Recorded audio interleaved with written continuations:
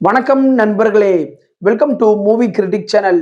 இன்னைக்கு நம்ம பார்க்க போற சீரிஸ் ரீசெண்டா ஜி5 ஓடிடி தளத்துல சமுத்திரக்கனி அவர்களோட நடிப்புல வெளிவந்திருக்கிற தடயம் சீரிஸோட ரிவ்யூ பத்தி தான் தெரிஞ்சுக்க போறோம். இந்த சீரிஸ்ல சமுத்திரக்கனி ஒரு போலீஸ் ஆபீசரா நடிச்சிருக்கிறாரு. இந்த சீரிஸ் ஒருத்தா அப்படிங்கிறத இந்த ரிவ்யூல தெரிஞ்சுக்கலாம். ஸ்கிப் பண்ணாம பாருங்க. சீரிஸோட கதை அப்படின்னு பாத்தீங்கன்னா, இந்த சீரிஸ்ல சமுத்திரக்கனி ஒரு ஷார்ப்பான மைண்ட் கொண்ட ஒரு போலீஸ் ஆபீசரா இருக்கிறாரு.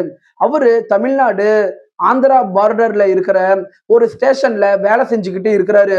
தான் செய்யற வேலைக்கு மத்தவங்க கிரெடிட் வாங்கிட்டு போறத பார்த்துட்டு விரக்தியில அவரு விஆர்எஸ் வாங்கிக்கிட்டு போகிடலாம் அப்படிங்கிற ஒரு முடிவுக்கு வராரு. அந்த டைம் பார்த்துதான் ஊருக்குள்ள இரட்டை கொலை ஒண்ணு நடக்குது. வேற வழி இல்லாம இந்த கேஸ கையில எடுக்கிறாரு. கேஸ்ல தனக்கு கிடைக்கிற சின்ன சின்ன தடயங்களை வச்சு இந்த கேஸ் சாதாரண கொலை வழக்கு கிடையாது, இது ஒரு சீரியல் கில்லிங் அப்படிங்கிறத அவரு கண்டுபிடிக்கிறாரு. இதுக்கப்புறம் குற்றவாளிகளை அவரு எப்படி பிடிக்கிறாரு அப்படிங்கிறது தான் சீரிஸோட மீதி கதையே. இந்த சீரிஸோட பாசிட்டிவ்னு பார்த்தா, தன்னுடைய டிபார்ட்மெண்ட்ல ஓரம் கட்டப்பட்ட ஒரு போலீஸ் ஆபீசராகவும் தன்னுடைய உள் உணர்வை நம்பி ஷார்ப்பா வேலை செய்யற ஒரு போலீஸ் ஆபீசராகவும் சமுத்திரக்கனி சூப்பராகவே நடிச்சிருக்கிறாரு. அவருடைய ஆர்ப்பாட்டம் இல்லாத நடிப்பு இந்த சீரீஸுக்கு பெரிய பலமாவே இருக்குது. இந்த சீரீஸ்ல மொத்தம் 6 எபிசோடு இருக்குது. ஒவ்வொரு எபிசோடும் 18ல இருந்து 25 நிமிஷம் வரைக்கும் ரன் ஆகுது. சோ ஒரு 2.5 மணி நேரம் இருந்தா படம் பார்க்குற நேரத்துல இந்த சீரீஸை உங்களால பார்த்து முடிக்க முடியும்.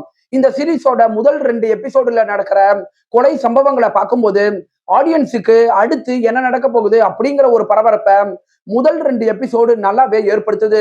நவீன டெக்னாலஜி மற்றும் ஸ்மார்ட் போன் இல்லாத 90s காலகட்டத்தை டைரக்டர் தமிழ்நாடு ஆந்திரா பார்டர் பின்னணியில கொண்டுட்டு போனது திரையில நல்லாவே இருக்குது. திரையில சமுத்திரக்கனி தனக்கு கிடைக்கிற சின்ன சின்ன தடயங்களை வச்சு தன்னுடைய இன்வெஸ்டிகேஷனை அடுத்த கட்டத்துக்கு கொண்டுட்டு போற காட்சிகள் நல்லாவே இருக்குது. சீரீஸோட குறைகள் அப்படின்னு பாத்தீங்கன்னா, சீரீஸோட ஆரம்பத்துல இருந்த அந்த வேகம் திரைக்கதை மூவாவ திரைக்கதையோட சுவாரஸ்யம் கொஞ்சம் கொஞ்சமா குறைய தொடங்கிடுச்சு அப்படின்னு சொல்லலாம். நாம சமுத்திரக்கனி படங்கள்ல எப்படி அவரு மத்தவங்களுக்கு உபதேசம் பண்ற மாதிரியான காட்சிகள் இருக்குமோ, அதே மாதிரி இந்த சீரீஸ்லயும் அவரு மத்தவங்களுக்கு அட்வைஸ் பண்ற மாதிரியான காட்சிகள் இருக்குது. அது திரைக்கதையோட வேகத்தை கொஞ்சம் குறைக்க தான் செய்யுது. இந்த சீரீஸை பார்க்கும்போது கொலையாளி யாரு அப்படிங்கிறதுக்கான காரணமும் கொலையாளிக்கான பின்னணி கதையும் பெரிய தாக்கத்தை ஏற்படுத்த கொஞ்சம் மிஸ் பண்ணிடுச்சு. இந்த சீரீஸை பார்க்கும்போது சில இடங்கள்ல சீரியல் பார்க்குற ஒரு ஃபீலை ஏற்படுத்துது.